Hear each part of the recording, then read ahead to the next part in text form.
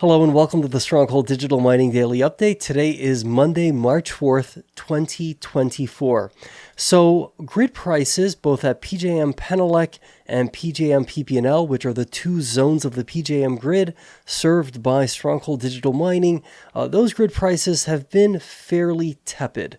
Nothing to really talk about there. However, as it relates to Bitcoin priced in dollars per megawatt hour, I've seen prices really in the stratosphere. Right now, as this broadcast is being created, BTCMW is at about $150. The price of Bitcoin itself is at $68,200 plus dollars. Hash prices almost 12 cents. Those revenue inputs look phenomenal. Now, as for the stock price, shares of Stronghold Digital Mining closed at $4.87 today. So clearly there's a bit of a disconnect, not just with Stronghold Digital Mining, but largely, for the entire publicly traded Bitcoin mining sector, whereby we see the price of Bitcoin surging, we see hash prices doing really well, yet we see, generally speaking, stock prices going down. Now, Stronghold has not been as badly affected as some other publicly traded Bitcoin mining companies, but nevertheless, we were down a bit today. Now, in a couple of days, we're going to be finding out more about Q4 2023. We're going to be getting some very, I think, useful and interesting numbers as it relates to the fourth quarter of last year, as well as full year results. What's most important to me is what we find out about what's going on right now, especially as it relates to our carbon capture initiative.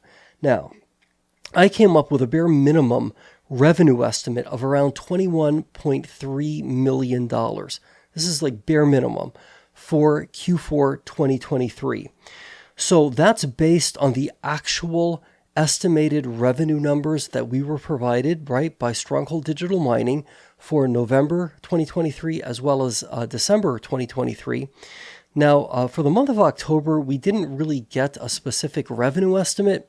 Instead, we were told that the company expected to mine between, say, roughly 205 and 215 Bitcoin. Now, my estimate is ultra conservative. It's a bit of a lowball number, but I'm basically coming up with $5.6 million for the month of October. And that's basically based on an assumption of only 195 Bitcoin being mined during the month of October 2023, with a rounded down monthly Bitcoin price average of about, say, $29,000 per coin. And I'm furthermore assuming that no money whatsoever was made as a result of selling electricity to the grid. Again, this is a very, very lowball type of estimate. But then if you sort of take that number for October, add it to November and December, we arrive at $21.3 million. So that's where I'm at as it relates to a bare bones revenue estimate for Q4 of last year. Now, how about when it comes to core operational expenses? And by core operational expenses, I'm referring to fuel, operations and maintenance, and general and administrative. Okay. So when we take a look at Q1, Q2, and Q3 of 2023, if we average fuel for those 3 quarters, if we average O&M for those 3 quarters, if we average G&A for those 3 quarters, we come up with a number of about $23.9 million. So it really is going to come down to whether or not we were able to sufficiently drive down expenses during Q4 2023, so as to create a situation where, when you look at, fuel, O&M, G&A, cumulatively, will that potentially be less than 21.3 million, or alternatively, will our revenue be a little bit higher than 21.3 million? Here's the deal. I'm not so heavily hung up on how we did on Q4 2023. I am very, very hung up, however, on what the game plan is as it relates to the deployment of the Karbolith direct air capture devices. from my perspective, direct air carbon capture, right, and the creation of these credits that we have the potential to then generate revenue as a result of, right, by selling carbon capture credits, to me, that represents a very differentiated source of revenue as compared to Bitcoin. And so I think it's going to be really important that we, be able to demonstrate that, yes, things are, going according to schedule, and we do plan to deploy all these Karboliths now in 2024.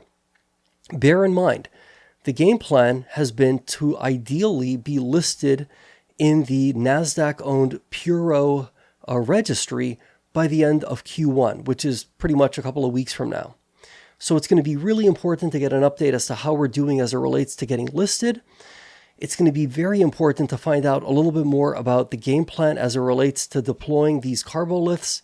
And, hey, look, we already know that we are clearly in what appears to be a Bitcoin price bull market. Now, the halving is coming up in about a month or so, a little bit over a month.